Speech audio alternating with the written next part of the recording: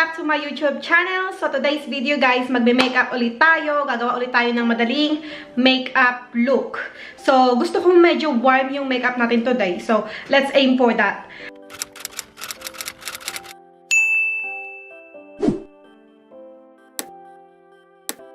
Okay, so let's start na kagad guys. Maglagay muna tayo ng primer. So gagamitin ko tong primer guys. Ilalagay ko guys yung name ng product sa screen kung hindi ko man siya mabanggit. But anyway, ito yung gagamitin kong primer. So lagay lang natin siya sa ating center ng aking face. Nasaan na yung aking mirror? Ayun. Yan. Ayan. Kung wala kang ano guys, kung wala kang primer, moisturizer, okay lang. Pwede mong gamitin yun. So, ayan na yung primer. Next, guys, is foundation. Gagamitin ko lang tong Revolution Foundation. Meron siyang doe foot applicator. Ayan. Oh, giant. Ay, ang laki. Dito. So, ilalagay ko lang siya sa aking face.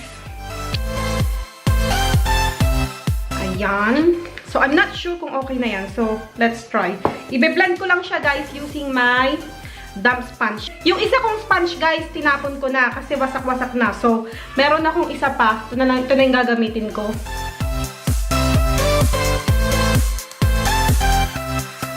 Ayan. Medyo maputi sa akin yung foundation guys. Oh, tingnan nyo. Oh my God. So, i-blend natin siya sa ating neck. Medyo maputi siya. Bes! Anong shade ba to? F10. Siguro ano, F11 siguro ako. F10.5. Oh my God, ang puti niya sa akin, best. Ingay ng dalawang bata sa baba. Naglalaro sila. Ayan. So, ikalat natin, guys, itong foundation dahil maputi siya, best. Maputi ang foundation na ito. Diba? So, gawa natin siya ng paraan mamaya. Ayan. So, kinalat ko siya. Pero mukha pa din maputi. Gamit tayo ng concealer. Again, from Revolution.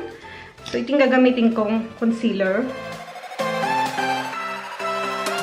And then, i-blend ko ulit siya using my sponge. Guys, mabilis matuyo itong concealer. So, kailangan natin i-blend ng bongga kagad. Dahil matutuyo siya.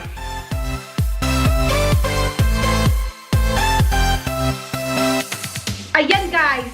So, next, i-set natin ang ating face using powder. Finishing powder. This is from NYX.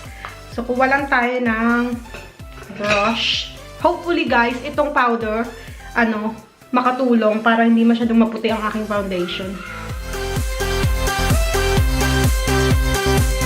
Mahirap talaga, best, kapag yung yung foundation mo hindi mo shade. Kaya hindi ko masyadong ginagamit yung foundation na yun, guys, kasi medyo maputi siya sa akin. So, maganda siguro siya kapag winter, ganun. Pero pag summer, hindi siya bagay. Ayan, medyo nakatulong yung powder. Ayan, hindi na masyadong maputi ang aking face. Okay, so next guys, gagawin ko lang ang aking kilay. Gagamitin ko tong Revolution Pro na pomade. Matagal ko lang hindi ginagamit tong pomade na to. So yeah, I'm going to do my eyebrow off camera guys. But I'm going to put the link sa description box. Yung eyebrow routine. Or pwede ko din siyang ilagay sa eye button. Saan ba banda? Dito ba yun? O dito? Basta. Dito. Eye button. Ilalagay ko yun kung gusto niyong panoorin, guys. So, yeah. I'll be right back. I am back. So, ayan. Tapos ko na ang aking kilay. So, next, maglalagay na ako ng eyeshadow, guys. Lagay tayo ng eyeshadows. So, ito yung gagamitin ko. This is from Revolution. Hindi ko pa actually nagamit to. Itong palette na to. O, ayan. Tignan nyo. Wala pa siyang mark. Diba? So, gamit tayo ng medyo warm na color. Kasi yun ang gusto ko kasi parang feeling ko yun yung mga bagay sa morena. Yung mga warm color. First, transition shade muna tayo guys. Kunin natin tong shade na to. Ay, sobrang powdery. Mukhang masyadong pigmented ata ito. Konti lang. So, warm up natin ang ating crease. Like that. Yeah, sobrang pigmented niya.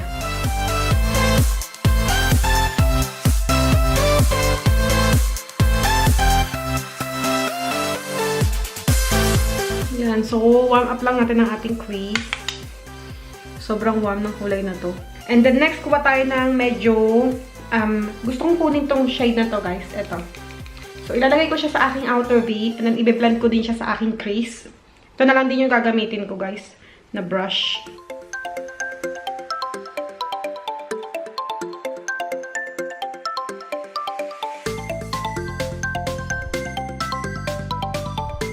So, same shade guys. Itong shade na to. Ilalagay ko din siya sa aking lower lash line.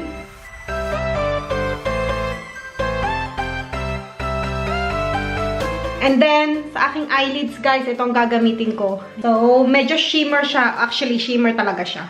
So, yan ang gagamitin ko.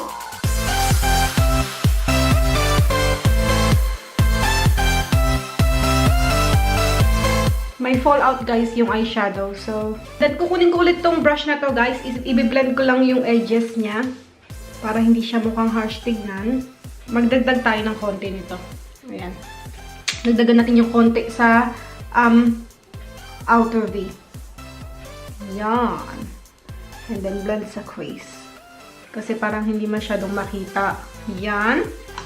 And then, medyo may konting fallout yung eyeshadow, pero tatanggalin ko siya mamaya. Gusto kong kunin tong shade na to, guys. Ayan, ilalagay ko siya sa aking inner corner. And then, black eyeliner, guys, sa aking waterline. Okay, next, guys, is mascara. Ito yung gagamitin ko from Maybelline. So, maglagay tayo ng mascara.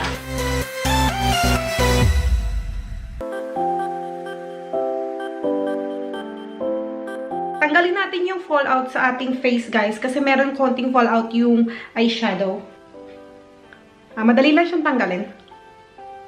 Ayan. So, diba? Tanggal na kagad. Okay, guys. So, tapos na tayo sa ating eye makeup. Let's go back to the face na, guys. Iko-contour ko lang ang aking face. I will be using this Revolution Pro Ultra Contour Powder. Ayan. So, ito yung ginagamit kong shade, guys. Ayan. Ang ganda ng kulay na to, guys. Perfect.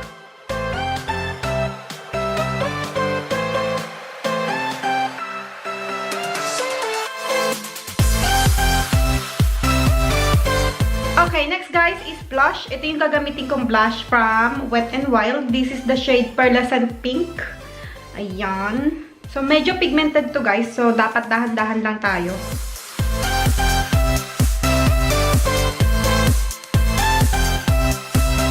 Next guys, syempre, ang highlights hindi mawawala sa aking makeup yan. Highlighter guys from Revolution. Ayan. So, gagamitin kong shade is ito. Itong sa taas guys. Ito.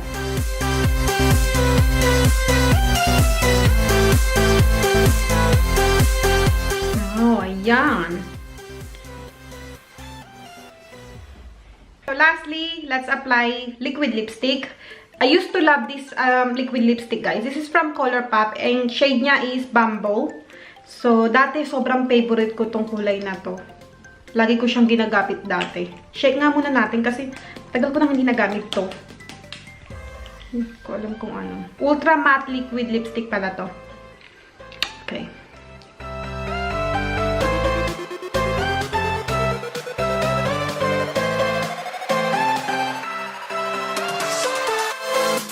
Feeling ko medyo tuyot na to, guys. Sobrang matte nito. Sobra. So, ayan, guys. Ipa-finalize ko lang yung look na ito and I'll be right back.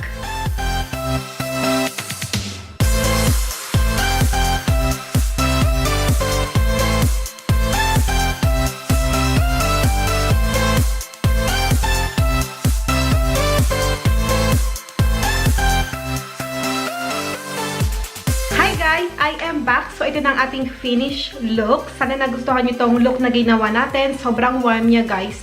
Perfect to ngayong summer, diba? Maraming salamat sa panonood. And don't forget to subscribe to my channel. And I hope to see you next time. Bye!